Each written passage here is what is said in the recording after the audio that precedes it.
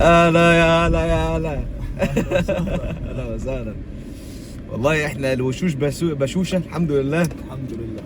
ولكن الحكايات مؤثره جدا جدا جدا على اخر. على اخر والله. انت عشت في مصر سنه ونص الحمد لله سنه ونص. وامريكا امريكا سنة؟ سنه ونص تقريباً. سنه ونص يعني سنة دخل ونص يا زلمة. حاسس سنه ونص اهو. الحمد لله. نبتدي منين؟ نقول لكم ايه ونبتدي منين؟ والله انا قررت افتح الفيديو من كتر ما انا مش قادر استحمل والله. فهو لا، انت لازم انت كمان تفهم الدنيا فيها ايه، عشان اعرف ناس اصدقائي يكلموني يا ابوي يقول لك والله اصل مش عارف ايه عمل ايه، يقول لي اصل فانت لا، انت لازم تعرف في ايه في الدنيا حواليك، ايش اللي بيحصل؟ ايش اللي بيحصل فعلا. بص احنا ممكن نبتدي من الاول، من اول ما بلشت الحرب، من اول السطور. من اول السطور حلو. لحد ما دخلنا على القصه لحد ما نخش بالعظم. العظمة. ايوه. عشان انا اعصابي لوحدها ثابت. لازم نخش. وما تستغربوش ان احنا بنضحك ماشي. الضحك ده وراه ألم والله العظيم كبير جدا، ولكن هو احنا سبحان الله يمكن ربنا ميزنا بالسمه دي، ان احنا دايما على وجوهنا الابتسامه. الحمد لله. الحمد لله. ولكن انت عندك الحكم في الاخر على القصه، وهتلاقينا مبتسمين برضه الحمد لله، وربنا يبارك ان شاء الله، وكل ما ياتي من الله فهو خيرا لنا ان شاء الله. الحمد لله. خش عليا، عرف الناس نفسك باول نفسك وكده يعني ابلش. عرف نفسي. انا معتصم بالله. ونعم بالله عز وجل. من سكان قطاع غزه. يعني الحمد لله انا سكان الوسطى في قطاع غزه. اجاك اتصال تفضل رد. يا عم عادي سيبك اهو. قول هي بيسجل، لكش دعوه بحد، لكش دعوه بحد. هيك يعني هيك خليك طبيعي اهو. انا معتصم، اعرفكم يا جماعه بمعتصم بالله. معتصم بالله من غزه. من غزه قطاع غزه. تحديد الوسطى. ماشي. من وين من الوسطى عاد؟ من الزوايده. من الزوايده. حلو. احسن ناس. آه، يوم وليله يوم حصل وليلة. ضرب يوم وليله. في يوم وليله. يوم وليله طلعنا هيك على الصبحيات على 7 اكتوبر ايوه 2023. صح. ويعني تبين انه دخلت بدناش نخش بالسياسه.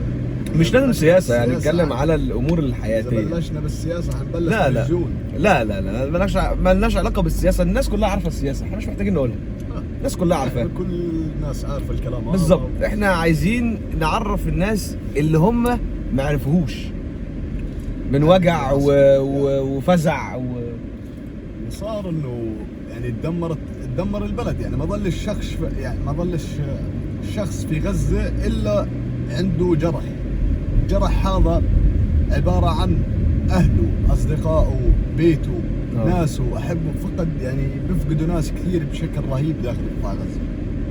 فهمت كيف؟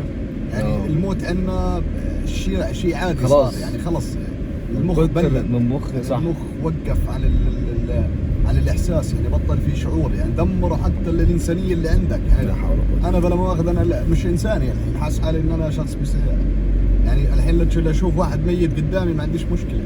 ايوه فاهم. ولا يعني برجش مني ب1%. لا حول ولا قوه الا بالله. انت فاهم؟ يعني الحمد لله في نفس الوقت. لكن هذه بسبب الحرب هذه قتلوا عنا الانسانيه، قتلوا كل شيء داخل الشخص. يعني موتوه، دمروه داخليا، دمروه معنويا، دمروه ماديا، دمروه بشكل رهيب في عائلته، في ناسه، في احبابه.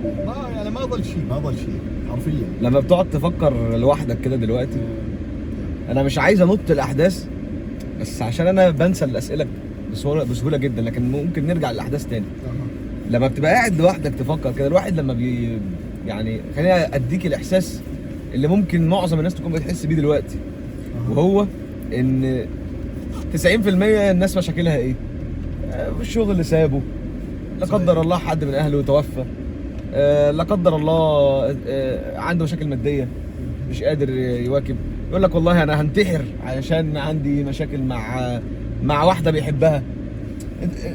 تشوف الضحكه دي، هو ده اللي انا بقول لك عليه. هو ده اللي ممكن لما تلاقي واحد قاعد بيفكر مع حاله في الحاجات دي مشاكل حياته. انا مش عارف ادفع ايجار، مش عارف اعمل فلوس، بحاول اطور من شغلي مش قادر، في واحد بينط عليا في الشغل، واحد بيقرفني. يعني هذه انا مؤاخذ، الاشياء هذه بدك تتوكل على الله، يعني بدك تتوكل على ربك وتسعى يعني ما تخليش حاجه توقفك، ايش ما كان يكون. القطار خليه ماشي، قطارك هذا اذا وقف في لحظه واحده ممكن خلص يظل واقف للعمر ما يتحركش، انت اللي بتحركه بنفسيتك بشخصيتك. كون انسان لا مبالي، لا تفكر يعني بلا مؤاخذه تفكرش باي شيء، الماضي خلص بيعدي بروح، وانت يعني كمان يعني بلا مؤاخذه كمان 100 سنه يعني ما حد بيعرفك فعلا. ما حد راح يتعرف عليك ولا هيلاقيك اصلا، ولا هتكون موجود خلص، ولا انت ولا اصحابك ولا احبابك ولا هو. طيب يعني انت بس مجرد ذكرى عايش في الدنيا علشان بس تسعى لربك. هذا هو. انت بصلاتك الايام هذه بالذات الايام هذه خاصه، انه بتعرفش في شيء غريب في الايام هذه فعلا. في والله العظيم صح والله. بلا مؤاخذه يعني الدنيا الدنيا اتغيرت، الدنيا بتجري الاجراء، يعني اليوم بيخلص بسرعه فعلا بطلنا نحس فيه. طب السؤال معلش مقاطعة، بس انت لما تقعد مع نفسك بتفكر في ايه؟ طب ده يعني انت فاهم قصدي؟ يعني بتقعد تفكر انت كل حاجه، كل شيء اتغير في يوم وليله، صحيح، فاهم قصدي؟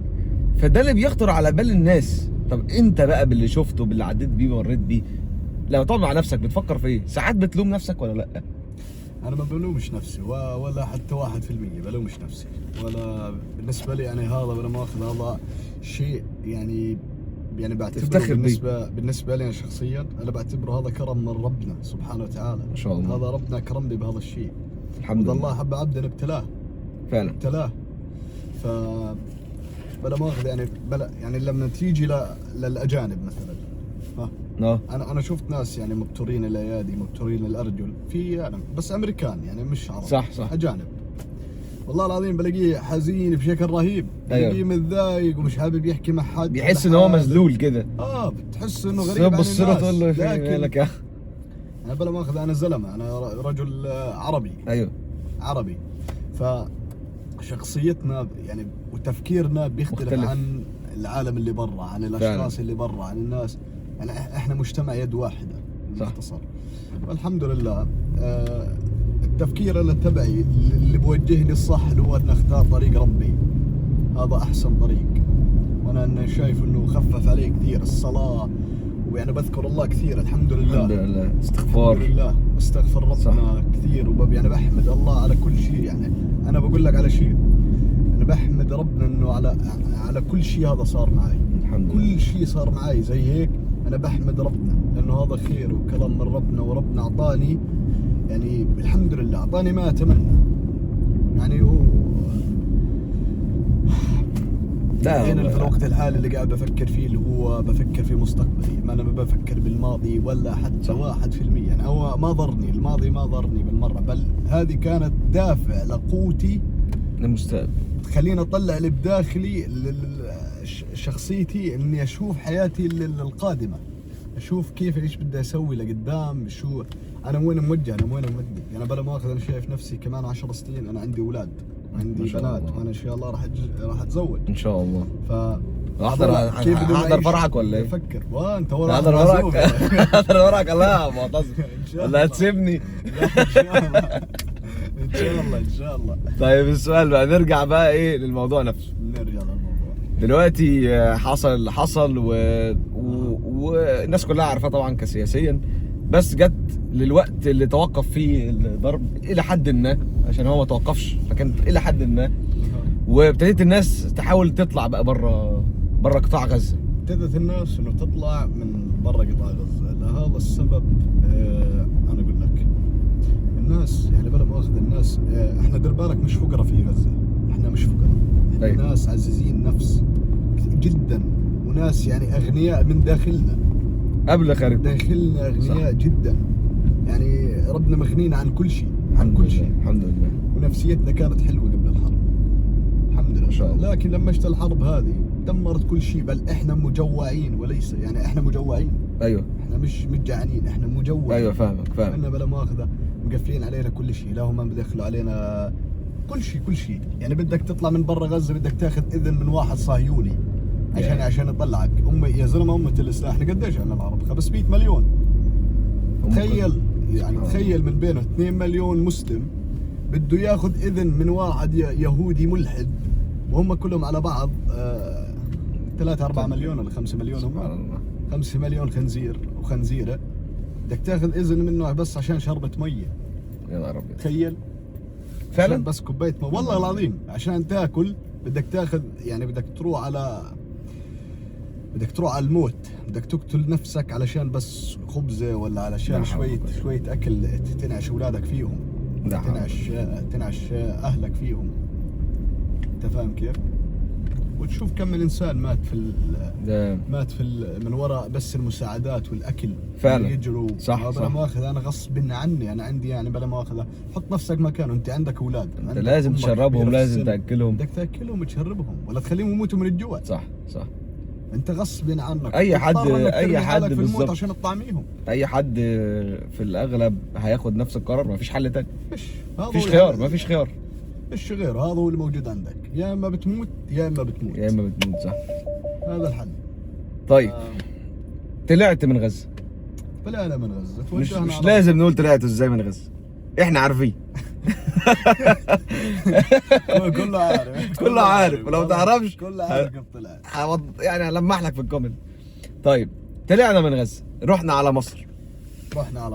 قعدنا في مصر. استنى معلش قبل ما تخش، انت عملت العملية في مصر؟ انا عملت تقريبا عملية يعني عملية اللي هي كان شوية يعني. العظمة كانت فين؟ سيول. العظمة كانت في مصر؟ كانت في غزة. حلو، يبقى ما نطلعش مصر. لا ارجع تاني غزة. ارجع غزة. مصر الحين بلش. لسه انت بتقول لي او انا اعرف يعني ان انت كحالة اتعمل فيها عمليات، انت رقم 1 على غزة دلوقتي. انا رقم 1 لا على السيستم، رقم 1 على السيستم. عمليات في قطاع غزة للحرب. المعتز بالله. اللي بيضحك قدامك ده هو اكثر واحد عامل عمليات على السيستم. واخد كاس العالم. يا ابني بقى حرام عليك، الناس اللي بتتفرج فيهم ازاي بيضحكوا. والله يا جماعه احنا ما بنضحكش الضحك اللي انت عارفه، والله ده ضحك ألم والله. انا مش زعلان والله، انا بالعكس انا مبسوط يعني الحمد لله. كل ان شاء الله يعد عليه ان شاء الله في الحسنات باذن الله، الحمد لله، ويشيل من عليه خطيئات يعني. يا رب. طيب احكي لنا بقى ايه قصه العمليات والعمليه بتاعت العظمه، عشان دي صعبه قوي. الله العمليات في غزه صعبه جدا، خاصه يعني بلا مؤاخذه كيف اقول لك، داخل قطاع غزه العمليات يا الله. والله هذه الايام يعني بتقدر تقول انها بالنسبه لي كانت ايام وسخه سودة. والله مش سودة، وسخه جدا. اوسخ ايام حياتي اظن لك كانت. كل شيء والله عمرك ما تشوفه تاني. يا والله ما بدي بتمنى الموت ولا اشوفها، اعوذ بالله. والله ما برجع يعني. الايام هذه اصعب ايام مريت فيها كانت يعني. ناس داخله خارجه واشكال صعب. الصراخ بالمستشفى بشكل رهيب يعني. بالحمامات بتلاقي عمليات، على الشارع بتلاقي في عمليه قاعدين شغالين الدكاتره. برا على الرمل وين ما جاء في عمليه، وين ما تروح. ثلاجات الموتى في عمليات، عند الصحافه في عمليات، وين ما تروح. لا حول. مليان في الممرات، في الاسانسير، وانت طالع في الاسانسير في عمليه داخل الاسانسير. ما ظلش فيها يعني الحمد لله. الحياه كانت يعني صعبه جدا في غزه يعني فوق ما تتصور. قبل ما نقول القصه بتاعت العمليه، عشان دي متعبه قوي يعني، متعبه نفسيا اصلا. هل عشان السؤال مهم قوي بصراحه، لان انا بفكر لو انا شفت كتير قوي في حياتي، حلو، شفت يمكن حاجات صعبه جدا، بس استحاله تكون زي اللي انت شفته. فاللي انت شفته ده عشان انا عديت بحاجات يمكن صعبه، فساعات ممكن احلم بيها. هل بتحلم ساعات باصوات او حاجه زي كده ولا؟ والله انا كنت بتضايق يعني، كنت بقعد مع نفسي احيانا. انا بحبش اقعد مع حد، لحد هذه اللحظه كمان وانا قاعد معك انا شخص بحس كتوم. مش عايز بحبش احكي كثير يعني الاشياء هذه، بس لكن يعني بحب اقعد لحالي يعني. بحب اقعد مع نفسي اكثر ما بحب اقعد مع الناس. بحب يعني بحكي مع نفسي اكثر ما بحب احكي مع الناس يعني. بخلص حياتي، ملخص حياتي بالكامل مع نفسي. ايوه كيف يعني. لا أصل دلوقتي خلاص الإصابة هذه أنا بقول لك انت يعني دلوقتي في امريكا يا باشا. هي معايا خلاص. عملت جرح. انت معايا خلاص مفيش. هذه الإصابة أنا معاك. معايا خلاص. ما انت هتروح فين؟ انت جيت امريكا هتروح فين؟ خلاص خلاص. هتلاقيني على طول. والله ماشي يا باشا. خليها. لسه لما نيجي موضوع باشا يا باشا بكلمه بيقول لي قلت لي اول حاجه ايه؟ ازيك يا اسطى؟ ازيك يا اسطى؟ قلت له ايه ده؟ ايه ده؟ فعرفت بعد كده قعد في مصر بقى زي ما قلت لكم سنه ونص يعني. بقى هنيجي القصه دي. بس قول لي ايه اللي يخليك يعني اول واحد في الليسته على السيستم بتاع غزه كعمليات؟ عمليات انا عملت كثير عمليات.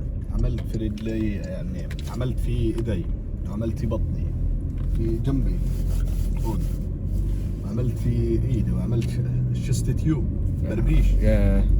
والبتر هون كان كثير يعني. البتر هون حتى في امريكا أنا عملت عمليات، وهي العظمه طلعوا لي اياها برا، مش يعني دخلوها جوا، لا طلعوها برا. لا حول ولا قوه الا بالله. يعني خربوها بزياده هون، مش انه عدلوها. ايوه خربت يعني. لسه عمليه غزه اللي عملتها قبل كانت افضل من هذه بصراحه، لانه دكاتره غزه ممتازين جدا. بس والله يا والله ممتازين جدا جدا ممتازين. هو العرب بس الضغط النفسي اللي عليهم صعب اثر صعب عليهم.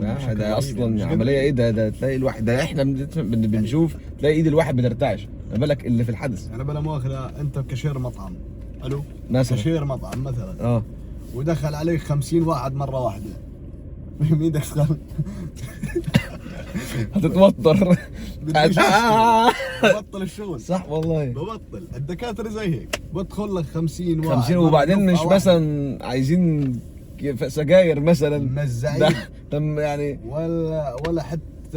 ولا حتى يعني فيش في يعني مش داخل طالب بونبوني ده مفيش. هو الدكتور مش لاحق يجمع يبتدي من هنا ولا من هنا ولا لا حول ولا قوه الا بالله. والله الواحد يعني الشخص بدخل عليك مفروم فرم، رجليه الثنتين طيارات كذا يعني. هعمل له ايه؟ مش عارف والله هعمل له ايه. صح. بس الدكاتره اللي غاد عندهم ابطال، عندهم قلب بشكل رهيب. ابطال والله ابطال يا اخي. انا قديش احيوا ناس يا رجل، قديش احيوا ناس والله. والله احيوا كثير ناس، كثير. الله يجزيهم يا رب كل خير، ابطال والله، ويجعلهم من اهل الجنه. اللهم امين يا رب. اللهم امين يا رب. في هذا يعني اكثر ناس تعبوا في هذه الحرب الدكاتره والناس اللي عايشه طبيعي. الناس الحين اللي خلص ما لهمش حياه بالمختصر يعني، ما لهمش حياه. ما ظلش يعني ما نضحكش على بعض، في غزه ما في حياه نهائيا حتى 1% سالب. الحياه غاد سالب زيرو. فيش تفتكر هيسيبوها في حالها؟ والله هم تعمر ثاني تفتكر؟ والله لما تتعمر هذه من رجلي اذا بتتعمر فعلا؟ لا عمرها ما تتعمر هذه. بدها لا يعني انا بقول لك 10 سنين بدهم عشان يطلعوا الردم، لكن احنا كاهل غزه احنا والله غير نعمرها، والله لا نعمرها. لا انا هتعمر اما لا انا بقول لك اذا كان هم اللي هم هم يعني بدهم يعمروها. ايوه هذه والله ما بتصير. صح والله صح. ما بيعمروها لو مين. لا انا بتكلم علينا احنا بتكلم علينا احنا. هم احنا كعرب بنعمرها احنا هو فيش غيرنا. انا ما بتعاملش معاهم كفعل اصلا يعني. اصلا يعني هو احنا دي لو احنا بدناش التعمير ده اللي هو احنا يعني عايد علينا. الحمد لله.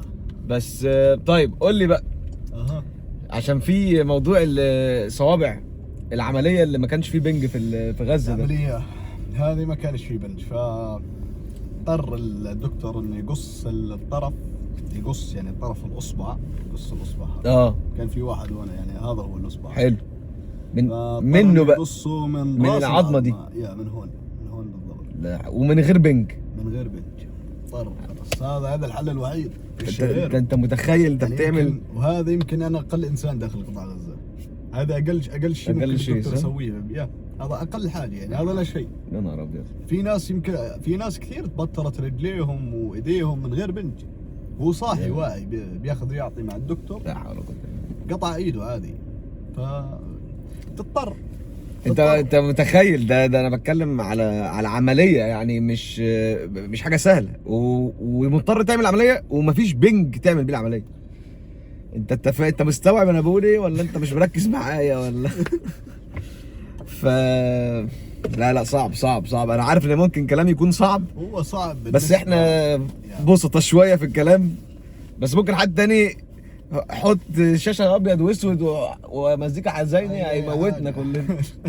هذا صعب ممكن للناس اللي برا غزه، للناس يعني اللي برا غزه هذول يعني بلا مؤاخذه لسه ما عاشوش، ما شافوش الاشياء، ما شافوش يعني صح، ولا عمرهم يعني ولا عمره الله يشوف. يجعلها يشوفوها ولا يمر عليهم الاشياء. اللهم ما امين. بتمنى حتى لكافر ما بتمنى له هذا الشيء. يا نهار ابيض، والله ما بتمنى له حتى، يعني ان شاء الله ولا اي واحد في العالم يعيش 1% من هذا الشيء، لانه حتى يعني اللي حاجة ضربني بسيطة يا الصاروخ، اللي ضربني الصاروخ ما بتمنى له هذا الشيء، لانه شيء مرعب. ايوه يعني والله لو بدي احكي لك اياه من هلا 100 سنه ما بتقدر تتخيله، ما بتتخيل الالم هذا. بس ازاي واحد ضارب عليك صاروخ طير لك ايدك بتتمنى له انه يعني ممكن حد يسمع الكلام ده بتمنى له انه يضل عايش، احنا بدنا اياه عايش، احنا بدناش اياه يموت، انا بدي اياه يضل عايش، بدي اياه يضل عايش، خليه. وبعدين في لهم يوم، ما هو هيموت، ما هو كده يا ابني، ما عشان يجي لازم يموت. ما هو عشان يعني زي ما ربنا ذكر لك، قال لك الرسول عليه الصلاه والسلام قال لك لحم وجوههم راح تدوب سيح من وجوههم. طب ما ده في القيامه، ده في القيامه. انا بدي لا، ما هو الحرب اللي راح تصير على اسرائيل راح تطلع أيوة. من دمشق. ماشي بس ما قال لك يعني يا رب يعني يموت دول وبرضه التانيين برضه يعني نشوفهم يعني. بتمنى اني اشوف هذا الشيء والله وانا كمان يا اخي. طبعا لو واحد تاني بيتفرج علينا طبعا يقول لك يا لهوي منهم يعني. ما ممكن اتفرج بقى يا عم، اتفرج. هذا راح يصير، يعني راح هيصير صح، هم عارفين على فكره، هم بيعرف في كتابهم لنحشرنكم، سبحان الله موجود عندهم في دينهم. انت متخيل؟ احشرك فيها يا اسرائيل. انت متخيل ان واحد الكتاب بتاعه مكتوب فيه ان هو ده موضوع صعب جدا. ما عندهم والله تخيل، والله تصدق موضوع صعب جدا. يعني تخيل انت بتقرا كل يوم مثلا، يعني ربنا يرحمك القران مثلا، وتلاقي في اخر سوره البقره ان انت يا نهار اسود صعبه جدا. والله بيقروا عن موتهم، راح يموتوا فيها، هم عارفين انه راح يموتوا فيها.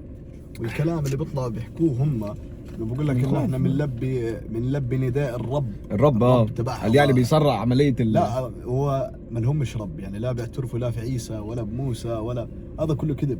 هذا جس مجرد واجهه لهم، صح، كفر كده اللي هو ايوه انه احنا دينيا واحنا لا، بس في شيء اسمه بتتبعوه شخص. يعني انا بعرف قصه كبيره عن شخص رجل عصابات في امريكا ولا حكى القصة هذه بالكامل والله. حكى عنها اياها، ورجل عصابات، وحكى للشرطة انه راح يقتل ويسوي لقدام، ورغم هيك حكى قصة كاملة هذه كبيرة والله.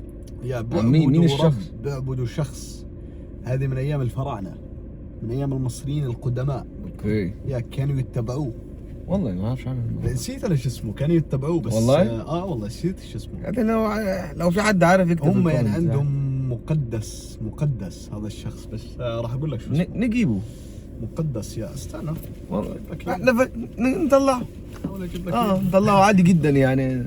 خليك ما شو اسمه، بس اهم حاجه ما تزهقوش يعني هيك. وهذا الشخص اله، يعني بيعتبروه انه هم بيعتبروه اله، طلباته يعني يعني ان احنا بنمشي على طلبات على طلبات. ماشي فهمت. ايوه اقتل فلان، سوي هذا. قصه يعني حصلت قصه مشهوره جدا لرجل انحبس وهو عمره 18 سنه، 10 سنين داخل السجن امريكا هنا، انحبس. ايوه تقريبا شفت القصه دي، تصدق؟ بقول لك يا والله تقريبا شفتها. ايوه شعره طويل كده. لا هو اصلع. صح؟ لا اصلع؟ اقرا ياه. ايوه هو قبل شعره طويل كان. والله صح؟ شعره ملولو كان ملولو وطويل. يس هو هذا. وقبل ما دخل السجن حلقوا له صح 10 سنين صح والله صح. حبسه عمره 18. مش عارف مين اللي عمل المقال ده يا اخي، شفته والله. يا بس هذا كانت بدايه الشخص. شفته كانوا بيموتوا وكانوا بيعملوا حاجات كده غريبه يا اخي، يعلقوا ناس وبعدين طلع شخص اسرائيلي على مواقع التواصل. طبعا انا بعرف اسمه بس من غير ذكر اسمه. هذا الخنزير، عشان خنزير حلو قوي الخنزير، عشان ما حدش يتابعه يعني. لا عشان ما حدش يتابعه، عشان ما عملناش بلوك للفيديو والناس يشوفوه. بدناش حد يعرف. ايوه صح، ما حدش يعرفه. فهذا الشخص حكى عن الموضوع يعني، واثبت 100% انه هم اصلا بني اسرائيل بيتبعوا هذا الاله. يا نهار ابيض. وبيعتبروه ربهم. وهذا الشخص غير موجود، وهذا من الشياطين. هذا غير موجود دينيا يعني. دين الاسلام غير موجود، لكن هذا بيعتبروه من الشياطين زي بعل بعل هو صح. ابن ابليس. لا حول ولا قوه الا هم بالله. بيقول لك ان احنا بنتبعوا ابن ابليس، ما طب الجزيرة والافلام والصور والفيديوهات وكذا كله هذول بعل. ماشي بعل ووضعه. دخل. لا احنا ما خلصناش، انت رايح فين؟ خش في الموضوع على خش طول. على اللي بعده. دلوقتي دخلنا مصر، دخلنا مصر. قعدت سنة ونص في مصر. سنة ونص بمصر. انا عارف وانت ما تعرفوش ده، ان هو ما بيكدبش في حاجة خالص. يعني لو ما بيحبش الشخص يقول لك ده نيلة يعني بيبوظ الدنيا. على الاخر. مصر لما رحتها أها. ايه اللي شفته فيها؟ الناس عملتك ازاي؟ والله مش هحتاج اقول لك بامانة، والله بامانه يعني مش هحتاج اقول لك بامانة. انت رحت بدك شفت ايه؟ صراحة أنا اكثر بلد بحبها حرفيا، يعني مش عشان يعني صح انه احنا عرب وانا بحب كل الدول العربيه، لكن اكثر بلد انا بحبها المصريين جدا جدا جدا، يعني بلا يعني هم جيراننا في النهايه، لكن انا بحب المصريين كشعب انا بحبهم، شعب غلبان جدا وشعب طيب ومحترم واحنا غلابة والله. جدا. انا بحبهم شعب غلبان جدا جدا. الله بس يعزك والله. الوضع عليهم شوي صعب يعني شوي حقيقة فعلا. الوضع مضغوط يعني عليهم، انا بحبهم كثير الشعب هذا. بجد يعني والله تعاملت بأمانة. والله تعاملت باحترام جدا جدا. كل مصر يعني انا كنت اقعد في 6 ستار تمام، يمكن قعدت وين انا بجوز سنه كامله وانا بروح 6 ستار والله. والله سنه كامله كل يوم في الليل كنت اروح 6 ستار. والله العظيم انه كانوا يعاملوني احلى معامله، بس يعني بس لله. عشاني من غزه، بس عشان من غزة. يا لا انت مش عارف الناس بتحب انت مش عارف اصلا كره المصريين قد ايه. يعني اعتقد اكتر ناس بتكره الخنازير ايوه المصريين، يعني اكتر شعب ممكن يكون بيكرههم هم دول. مصري. والله وعايز اقول لك ان لو في مثلا طريق بيودي، صحيح كلامك والله بجد لو في طريق بيودي هتلاقي في ناس بتروح. صحيح. انا كنت قاعد يعني عشان كده هم بيقلقوا منهم، والله بيقلقوا منهم، عارفين ان هم مجانين. والله العظيم كانوا يقعدوا معي ويقول لي بس لو يعطينا مجال اللي هو اللي تبعكم لو يعطينا بس مجال هيك فتحنا بوابه صغيره. ايوه والله 100 مليون هذول الله يطلعوا والله مش هتشوف مش هتشوفهم هتعمل زحمه والله مش هتشوف جيش كامل رايح على مفيش حرب. هم مش هيبقى في حرب، هم هيتزحموا، هيبقى في زحمه. مش والله لو ضربوا هيضربوا في نفسهم. مفيش كتير شعب والله الشعب معاناته صعبه. صح انه معاناتهم صعبه الشعب المصري، لكن الله انه اطيب شعب واحلى شعب انه الشعب المصري. الله يعزك ويبارك فيهم. روحهم حلوه يعني مش عشانك مصري بلا مؤاخذه. ما انا عشان كده قلت لهم ان انت مش بتجامل. روحهم حلوه، انا حبيتهم الحمد جداً. لله الحمد لله. اما باقي العرب الله يا رب يجزيهم كل خير وسامحهم ويسامحكم ويجزيكم كل خير ويوفقكم ويعطيكم اللي بتتمنوه. على بيقول لك ايه ربنا يديك على قد نيتك. عارف يدي الشخص على قد نيته. هذا هو. يعني ما شاء الله الحمد لله. قعدت في مصر قعدت في مصر وقعدت لفيت كل مصر وارتحت، يعني انبسطت في مصر. هديت شويه هناك على الاخر والله جدا. كنت يعني لان انت جاي من فاهم، انت جاي من صداع. مش بس صداع ده قصدي كل شيء من نواحي المخ، فاهم؟ كنت جاي من شيء صعب جدا، بس في نفس الوقت يعني انا حاولت قد ما اقدر اني انسي نفسي. تنسي يعني نفسك صح؟ بحاول انسى اللي صار بدي ابدا بحياه جديده خلص. بديش اتذكر حتى 1% من اللي حصل في داخل قطاع غزه. معلش بقى بنذكرك المره دي، بس هو برضه يعني عادي ولا دي حاجه. اصل خد بالك دي حاجه هتفضل العمر كله. ممكن مين عارف، يعني انت ممكن توصل رساله لحد كمان 40 سنه هتقول له ايه؟ مش عارف والله. عشان كده يعني واحد بيتفرج على فيديو كمان 40 سنه ولا قرا في الكتب ده لو كان كتبوها صح اصلا، فاهم قصدي؟ مش هيعرف شيء خلص ولا يعني خلاص. هذه عباره عن قصه زي مثلا الجزائر مليون شهيد راح فيها، عباره عن قصه ولا كانها كانت موجوده، كانه سامع بس مليون. سبحان الله. كانه سامع يعني نمله انه 2 شيكل $2 وقعت على الارض. والله والله بيعرفش انه في 100 يعني مليون شخص، مليون بني ادم ومليون في العراق، ومليون يا أخي إحنا الدول العربية ليش بيسنوها؟ عشان كتار. مش فاهم. موت يا ابني مليون يعني هنا. احنا 500 مليون، يعني احنا مش قلال، خد بالك 500 مليون. والله مش عارف اقول لك مش ايه. قلال. قلال يا ابني 500 مليون. انا مؤاخذ ايام مليون. خالد، لما تسمع ايام الرسول عليه الصلاه والسلام، خالد بن الوليد وعمر بن الخطاب، ولما تسمع قصصهم يا اخي تستغرب ما تصدقش. 6000 مقابل مليار. يا زلمه شو والله كنت 6000 مسلم، كنت قاعد مع حد يعني، واو مان. والله صديقه كان بيحكي لي على القصه من دول، وقال لي مش عارف كانوا 2000 مقابل ايه وكسبوا. قلت له كسبوا ايه؟ كسبوا. قلت له طب كان شكلهم عامل ازاي طيب اللي كسبوا دول؟ فرم. ما هو كان بيحكي لي، يقول لي انت مش عارف السلاح الحديد ده كان قد ايه وزنه عشان واحد مننا يبقى ماسكه كده. والله اللي هو الدرع، يقول لي انت عارف الدرع ده كان بيبقى كام كيلو من الحديد؟ فتخيل هو هيئته عامله ازاي العربي القديم ده علشان يبقى شايل له 5 كيلو هنا في ايد وشايل له 10 كيلو هنا وايه بيرفعه ويضرب بيه. فانت طب ده كان هيئته عامل ازاي يعني؟ مش هالك، مش بني ادم، مش بني ادم والله. لو تخيلتها مش بني ادم، آلة حربية ماشية. ولا وبسرعة يعني، بيعمل كده بسرعة بال 10 5 كيلو 15 كيلو كده. الله بيضرب بالعشرة. سبحان الله يعني. ربنا يعود الايام يعني، ربنا يعود الايام. طيب مش راح ترجع. لا ان شاء الله، ان شاء الله مش راح ترجع الا لما يصير في قوة في الدين، لما الشخص ما هو ده في اخر بقى الزمن، بقى اخر الزمن يخاف ربه، يخاف ربنا. يعني انا بتمنى من كل الناس اللي بتشوف هذا الفيديو انهم يصلوا. انا يا رب يا رب انه يصير الكل يصلي. اللهم امين يا رب. هنا امريكا، ايه رايك بقى؟ والله ايه رايك في امريكا؟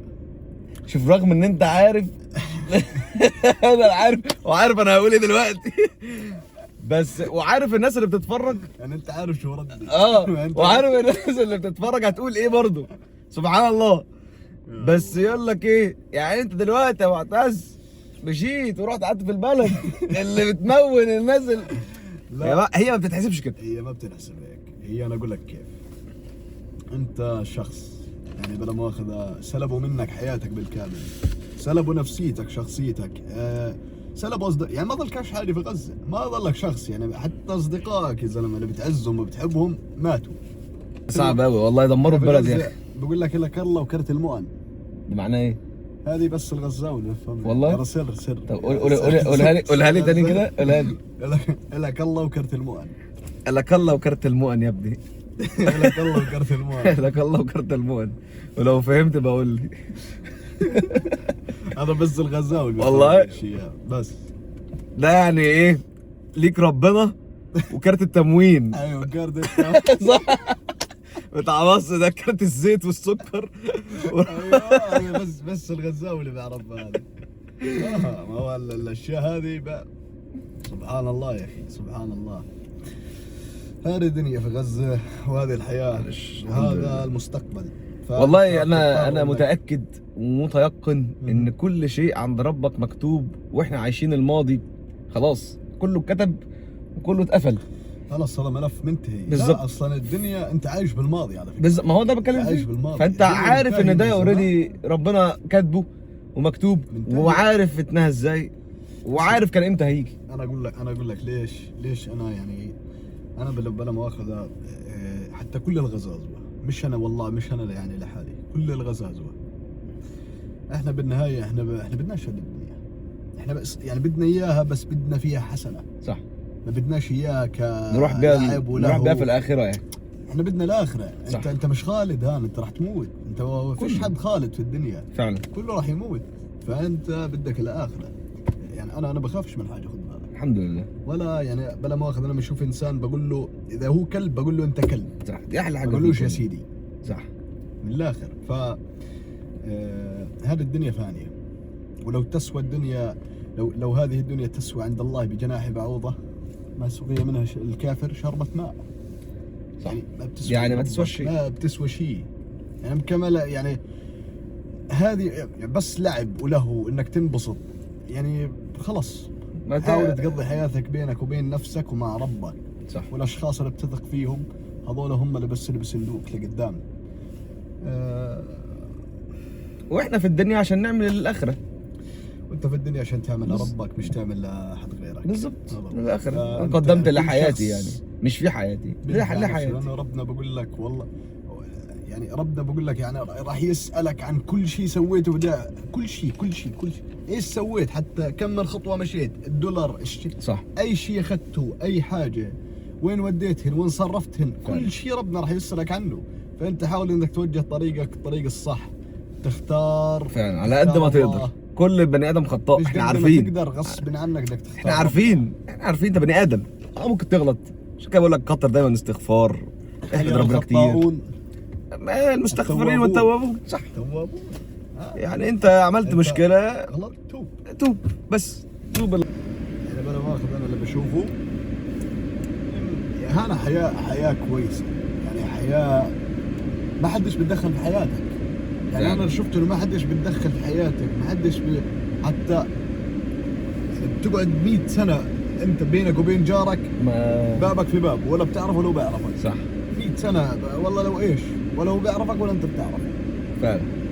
لا هو بيتدخل فيك ولا انت بتتدخل فيه، لا هو بيحسدك ولا انت انت بتحسده. بتحسده، صح والله. العرب يا زلمه بابك بعيد عن 2 كيلو هو بيسب عليك.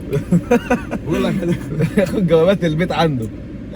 بيعرف شو جايب وشو نازل، شو طالع. فعلا والله. مفصل العيله تفصيل، تقول حتى مفصل غرفتك. صح والله، صح. كيف مش عارف.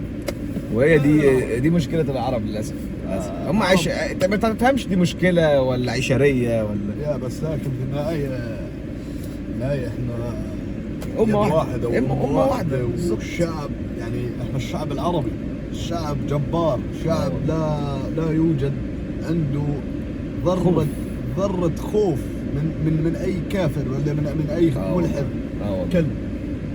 بس لكن اللي دمر اللي بنشوفه على السوشيال ميديا نسائنا، واللي دمر هذول يعني مش منا، هذول من بني صهيون، ليس منا. صح، ليس منا. والله.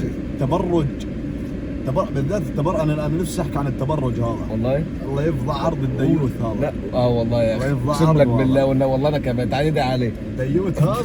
تعالى ندعي الله عليه. يوفقه. بقول لك خالدين في النار. والله في عذاب بيستناه، عذاب. يا الله يا رب يحرمه عن، الله يا رب يحرم رقابنا من النار. اللهم امين يا رب. الله يا رب يحرمها علينا، خلاص يبعدنا عن النار. امين يا رب. زهقوا منا.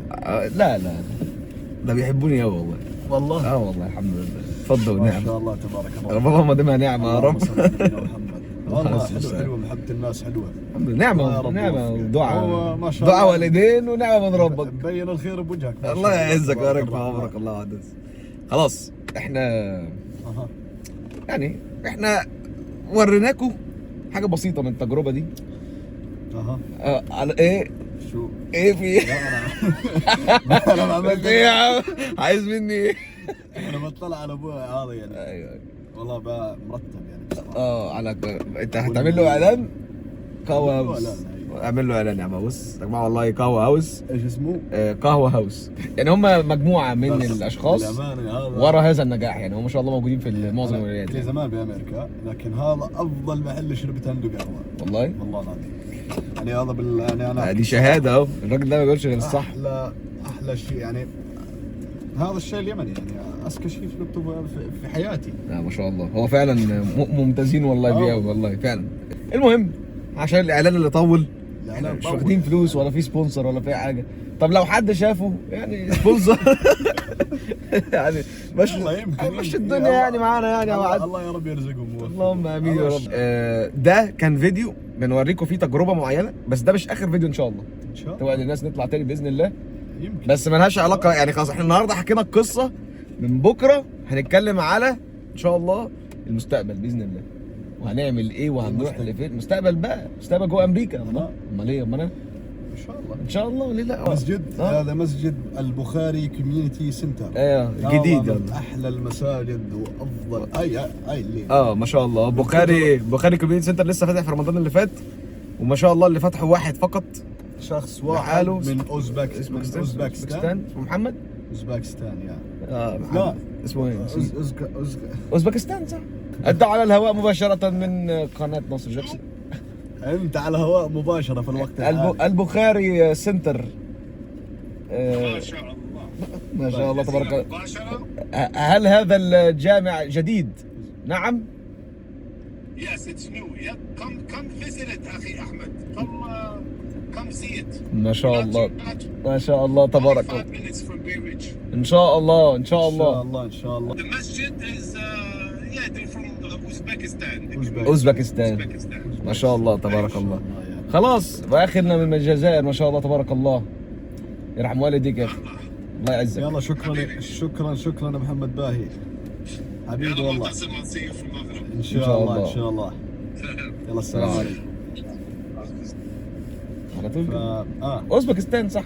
اوزبكستان. فهذا الشخص واحد سواه وما حد بيعرف، لا بيطلع على اعلام ولا بقول لك انا سويت لا. ولا عملت ولا شيء. دفع مبلغ كبير. ضخم جدا. ضخم جدا مبلغ جدا. يعني انت لو فكرت في اول رقم هو اعلى منه. يعني وغالبا تاني رقم هو برضه اعلى منه. اقسم بالله. لا أقسم كتير بالله كتير مبلغ كتير. جبار كتير والله معدي مبلغ جبار. معدي ارقام كبيره جدا يعني. والله. ما شاء الله معدي عقود اللعيبه. معدي الملايين. معدي عقود اللعيبه. اقسم بالله بكثير يعني ما شاء الله. يعني المسجد ما شاء الله، يعني خاصة انه رجل محترم جدا جدا. ما شاء الله. من احلى وافضل الناس اللي انا قابلتها في امريكا. والله ما شاء الله. لا هنيجي ان شاء الله. شخص ان شاء الله. مرتب، شخص يعني وما يعني شخص بسيط ان شاء الله. بسيط يعني. لا بقول لك انا ولا هذا. انا الحين لو جيت لواحد شو اسمه عامل لك بسطة على الشارع، زاويه. بيقول لك انا صاحب الزاويه. بيعمل لك اعلان ب 500,000 وابصر يا زلمه. لا اله الا الله. والبسطة وانا ابو علاء وانا اللي فاتح واللي مسوي. وما حدش هيعدي من هنا. بتذكر الشارع يعني فتح لك بسطة. يا طب الله. هذا عمل مسجد والله العظيم. انا صح انه المسجد حلو، مسجد يعني بتحس ما شاء الله. اقسم بالله انه فيها راحه نفسيه لا يعلم والله. بها الا الله. ما شاء الله. وهذا الوحيد المسجد اللي انا دخلته في امريكا ما بيبحث عن شيء، ما بيبحث والله. عن الفلوس. الحمد لله. ما بيبحث معاك تبرع مع كاش الله يسهل. ما شاء الله. ما بيحرجك. ايوه فاهمك. يعني بلا مؤاخذة انا المساجد اللي دخلتها في امريكا وهذه كانت نمبر 1 واكثر نقطه محرجه جدا. الحين العرب راح يحسوا بالمعاناه هذه. بيجيك بجاط اللي هو جردل ازرق. ايوه جردل. ايوه بيجي لك في ماسك ازرق يوم الجمعه. أيوة. بيلف على الناس. أيوة. واحد والله لا. وبيقف كمان يعني بوقف عندك عشان يبين يحرجك. ما لله البيت الله يا اخوه، ما لله البيت الله يا اخوه. ويخش عليك كده اللي هو طب انا مش معايا يا شيخ اعمل ايه يعني. يعني مره فاتت حطيت له التليفون، انا معيش كاش، حطيته التليفون قلت له يا زلمه حل عني. يا زلمه طب انا معيش كاش يعني. الساعه خد الساعه. خذ التليفون قلت له ليش طلع التليفون يجرب اللي بيعمل. ما فعلا بيضغطوا يعني فعلا. بيحرجك غصب عنك. وبعدين ساعات بيعملوا مزاد. والله. من يدفع. ايوه مش عارف مين اخو مين 1000 هناك اهو، 1000 مين يدفع 2000 هناك اهو 2000. والله العظيم هذه 5000 هناك اهو. عيد الفطر شهادتها. ايوه والله العظيم انا هذه برؤية العين اقسم بالله العظيم. انت يا ابو احمد عليك $2000 لانه الشهر اللي فات ما دفعتش. تبرعتش. انت ما تبرعتش فعليك يا زلمه. انا شفت انا عارفها. انا كان في واحد يعني صديق مش صديق ليا ولكن هو يعني بعتبره ابني الصغير. هو صغير يعني في السن. لما باخده الجامع اول ما بلاقيهم بيعملوا كده باخده وامشي، لان هو لو شاف المنظر ده هيقول لي ده ايه، هيسالني يقول لي هو ده ينفع في ده، اقول له لا ده ما ينفعش. انا بحس بالاقليه لما الاقي الناس يعني عاملين مزاد على التبرع ازاي، فاهم؟ باخده وامشي. والله باخده وامشي. يلا الحمد لله. انا مش اني مثلا بضر بسمعتهم ولا نو كلام هيك، لا. التبرع ممكن يبقى اهدى. انت داخل تصلي لربنا، صح. انت داخل تدعي، يعني انت داخل تعمل شيء لنفسك، خاصة داخل انك تعمل شيء ترضي ربك فيه، روحانية تحكي مع ربك سبحانه وتعالى. لكن هذول مش بدهم اياك تحكي مع ربك، هذول بدهم يطلعوك من الملة. والله انا اسف يعني لكل المساجد اللي بتعمل هيك، بس هي فكت يعني هي حقيقة. حط لك جردل على الباب، اللي حابب يحط تبرع يحط، بس مش يعني مش تحرجوه، صح. يعني مش تلف عليه تقف عنده، يعني حتى لو بدك تلف امشي بسرعة. يعني مش يعني صح، بلا صح. مؤاخذة في ناس بتيجي فقيرة والله العظيم بشوفهم، الناس كلها فوق. والله فقيرة، في ناس مش ملاقيين ياكلوا، والله بشوفهم بالمسجد انه من قوة الحراج، والناس بتطلع فيك يعني كله بتطلع عليك، يجي عليك الدور. قوة الحراج والله بطلع دولار دولارين، يعني الدولار لا شيء بأمانة. ما ولا بيشتري لك حتى كبشة رمل، ما بيشتري لكش اياها، بيحطهن والله العظيم بيطلعها من جيبته بيحطها، وهو اصلا محتاج هنا بشكل رهيب، الدولار ولا الدولارين اقول فعلا والله صح. والله صح والله. هذا عشان الاحراج. هذول يعني ربنا للتبعين المساجد اللي بيعملوا هيك، والله الله لا يسامحكم، ربنا هيحاسبكم، الله لا يسامحهم. واللي بيحطه في جيبته، واللي بياكل مال اليتامى، اللي بيسرق التبرعات، الله لا يوفقك لا دنيا ولا اخره. دي قصة ثانية، دي موضوع سرقة التبرعات، دي قصة ثانية. تبرعات للناس الغلابة، الله لا يوفقك، الله لا يبيض وجهك وين ما تروح، والله يا رب يا ابني كفاية دعاء عليهم، حرام عليك. الله يا رب يبليه بمرض عمره ما يشفى منه الا بحاجة واحدة، لو رجع تشفى منه، لا حتى مش انك ترجع الفلوس، تشفى منه الا بقبرك. طب يا ابني افرض تاب ولا حاجة، الله لا يجعله يتوب يا رجل. ليه يا عم؟ واحد بيسرق تبرعات هيك، يعني ربنا يتوب عليك، ربنا يتوب عليك، ده اللي نقدر نقوله يا عم. ربنا يتوب عليك. هو انت يتوب عليه يعني يقتل شخص ثاني، يجوع شخص ثاني عشان بس هو معاه مصاري. انا فاهم يحطهم في جيبه. بس ان شاء الله يعني ربنا يرحمهم ويتوب عليهم ويغفر لهم ويمشيهم على الصراط المستقيم ان شاء الله. في رب وفي رب اكيد طبعا بيحاسب وكل حاجه. بس دي ودي كانت حلقه النهارده. طولنا عليكم شويه، ما اعتقدش قوي يعني. لا مش على الاخر عادي يعني، ما هو قاعد يعني مش فاضي بحضر. لا ده قاعد مخصوص والله، قاعد مخصوص. والله والله. ان شاء الله باذن الله يا رب تكونوا استفدتم، يا رب كنا وعيناكم بحاجه. اعمل شير لواحد صاحبك، عرفه القصه دي، قصه مهمه جدا ومهمه جدا، استفدت فيها ان شاء الله، وكان فيها تذكره جميله باذن الله، لعل انها تكون تذكره باذن الله دي في حياتنا وبعد مماتنا ان شاء الله. حط لهم الانستغرام تبعي وهحط لكم انستغرام تبعه دلوقتي فوق، هتلاقيه طالع من فوق اهو، وهتلاقوه في الديسكربشن تحت، لو ما لحقتش دوس على البتاع اللي فوق دي. ايوه ان شاء الله. مش اعملوا فولو واعمل كومنت باي سؤال ان شاء الله، واكيد هيبقى معانا في حلقه ثانيه تعرف اللي جاي ايه باذن الله. يلا السلام عليكم ورحمه الله. وعليكم السلام.